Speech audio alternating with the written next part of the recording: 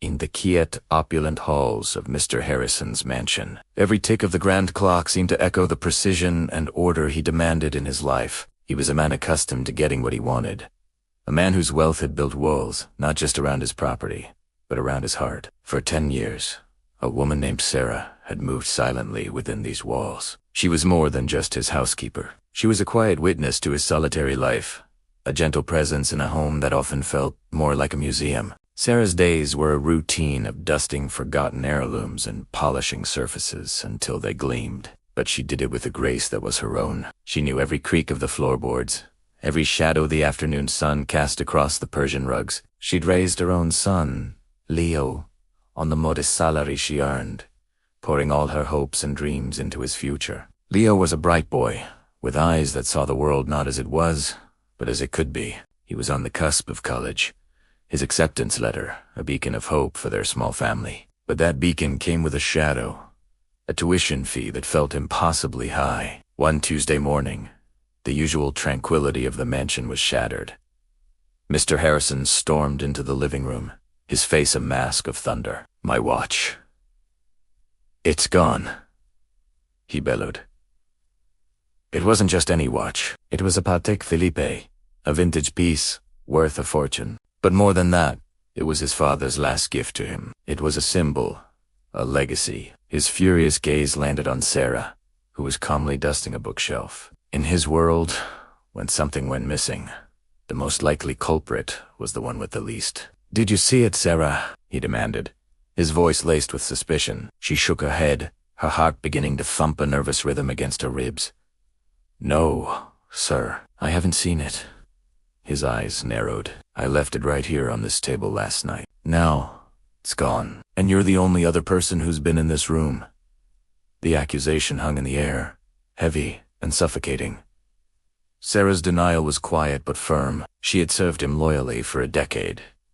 Her integrity was all she had. But Mr. Harrison's panic had already curdled into certainty. He was a man who trusted numbers and ledgers, not people. In his mind, the equation was simple.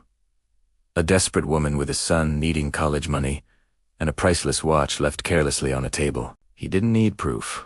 He had a motive. "Pack your things, Sarah," he said, his voice cold as ice. "I can't have a thief under my roof. You're fired." The words struck Sarah with the force of a physical blow. Fired.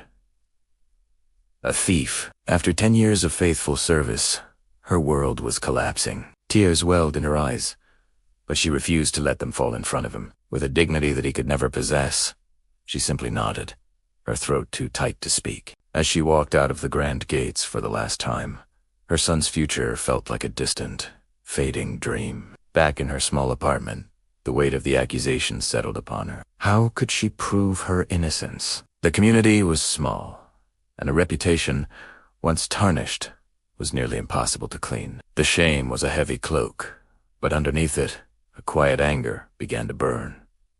She was not a thief. She would not let this lie define her. Meanwhile, Mr. Harrison felt a hollow victory. The watch was still gone, and now, so was the only person who brought a semblance of warmth to his cold, empty home. The silence in the mansion was different now. It was heavier, lonelier. He found himself noticing the little things Sarah used to do, where she'd arrange the flowers just so, the subtle scent of lemon polish, the quiet hum of her work. He tried to hire other housekeepers, but none had her touch, her quiet dedication. They were just employees.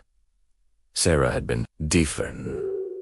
A week passé, the missing watch continued to gnaw at him. It wasn't just the monetary value. It was the final link to his father. Restless, he decided to review the security footage from that fateful night. He had a Sotoviot system, cameras covering every inch of his property, inside and out. He hadn't bothered to check it before, so convinced was he of Sarah's guilt. He fast-forwarded through hours of footage, his impatience growing. He watched himself come home, place the watch on the table, and head upstairs. He watched Sarah clean the room the next morning, her movements methodical and familiar. She never once went near the table where the watch was supposed to be. Puzzled, he rewound the tape, slowing it down. He watched the footage from the night before, after he had gone to bed. The house was still and dark.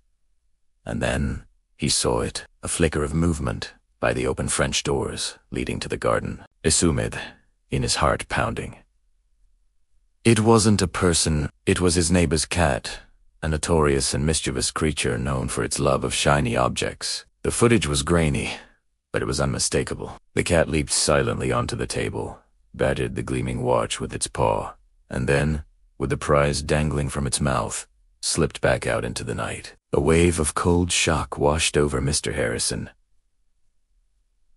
He was wrong, so horribly, devastatingly wrong.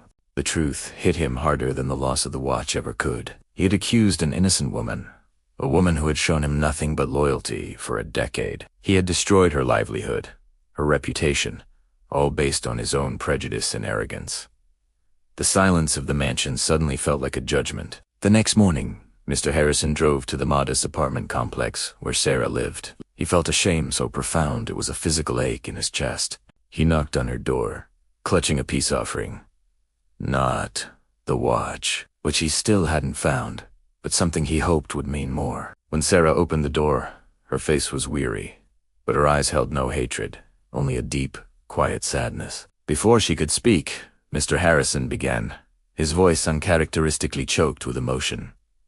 "Sarah, I am so sorry.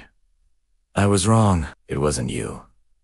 He explained what he saw in the security footage, the words tumbling out in a rush of regret. "I was a fool. A proud, arrogant fool. I let my suspicions blind me. And I hurt you terribly. There is no excuse for what I did." He then handed her an envelope. "This isn't just your back pay," he said. "It's for Leo's college tuition. All of it. For all 4 years. Please, consider it a start to making amends." He also asked her to come back to work, not as an employee, but as a respected manager of his household, with a significant raise and the autonomy she deserved. Sarah looked at the man before her, a man she had only ever seen as a cold, distant employer. Now, she saw a flicker of something else. Remorse, humanity. She saw a man humbled. Forgiving him wouldn't be easy, but she thought of her son, Leo, and the bright future that was now within his grasp. She thought of the 10 years she had dedicated to that house, and realized it was, in its own way, a part of her story. She accepted his apology, not just for herself, but as a lesson for him. A lesson that trust and humanity are more valuable than any possession. Mr. Harrison never did find his father's watch. The cat likely stashed it somewhere in the neighborhood, a forgotten treasure. But in losing the watch, he found something far more important, a piece of his own humility. The grand mansion slowly began to feel less like a museum and more like a home, filled not just with priceless objects, but with the quiet dignity of second chances and the enduring power of forgiveness. Thanks for watching, and if you enjoyed this story, please like and subscribe for more.